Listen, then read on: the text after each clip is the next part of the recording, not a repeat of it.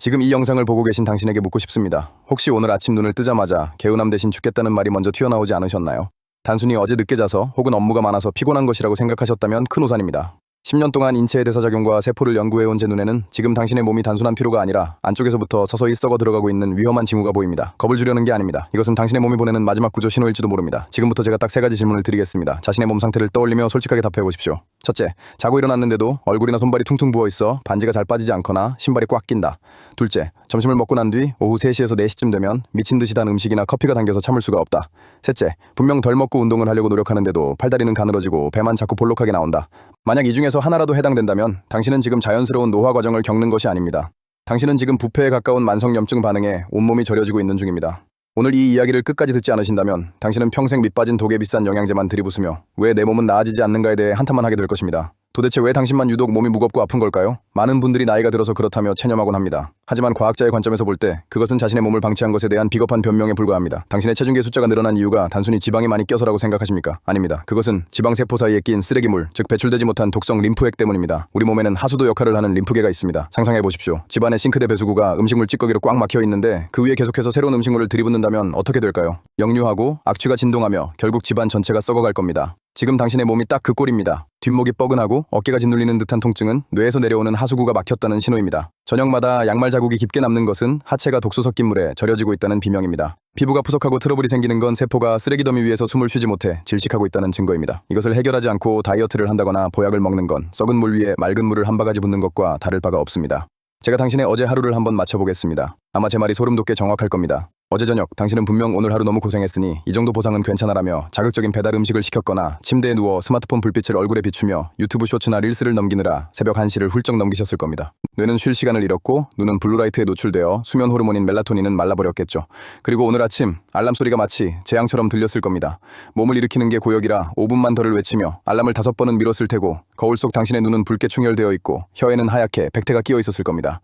출근길에는 청은망은인 몸을 이끌고 습관처럼 아이스 아메리카노 한 잔을 사서 들이키셨겠죠. 억지로 뇌를 깨우기 위해서 말입니다. 그런데 그거 아십니까? 그 모닝커피 한 잔이 당신의 부신을 채찍질해서 내일 쓸 에너지와 10년 뒤에 쓸 건강까지 가불해서 쓰고 있다는 사실을 말입니다. 당신은 지금 에너지를 생성하는 게 아니라 사체를 쓰듯 할부로 빌린 에너지를 태우고 있는 겁니다. 그리고 그 끔찍한 이자는 급성염증과 조기 노화라는 형태로 당신의 혈관과 장기를 공격하고 있습니다. 이런 상태에서 많은 전문가들은 무책임하게 말합니다. 살을 빼려면 운동해라. 적게 먹고 많이 움직여라. 저는 10년차 과학자로서 단언컨대 그 말은 틀렸다고 말씀드립니다. 몸에 염증이 가득하고 대사 시스템이 망가진 상태에서 억지로 하는 고강도 운동은 타오르는 불길에 기름을 붓는 행위입니다. 하수구가 막혔는데 물을 더 세게 틀면 어떻게 됩니까? 넘쳐 흐를 뿐입니다. 염증 수치가 높은 상태에서의 무리한 운동은 활성산소를 폭발적으로 만들어내어 오히려 세포를 더 빨리 늙게 만듭니다.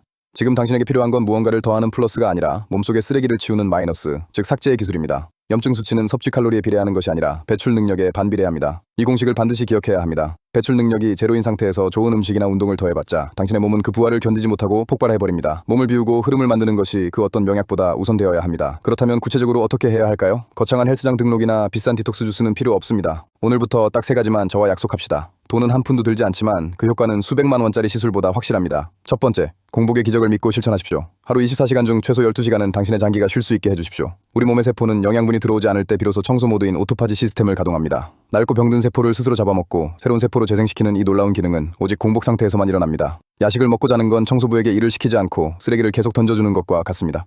저녁 8시 이후로는 물 외에 아무것도 드시지 마십시오.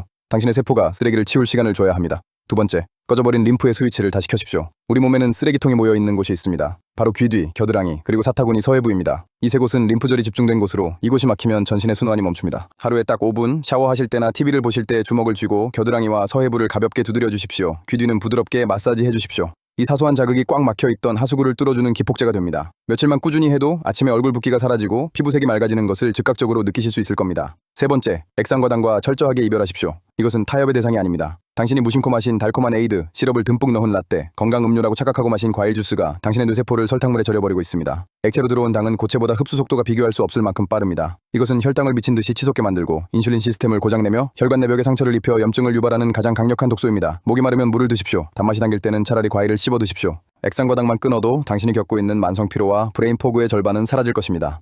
이 영상을 여기까지 보고 계신다는 것은 당신이 이미 상위 1%의 변화 의지를 갖추고 있다는 증거입니다.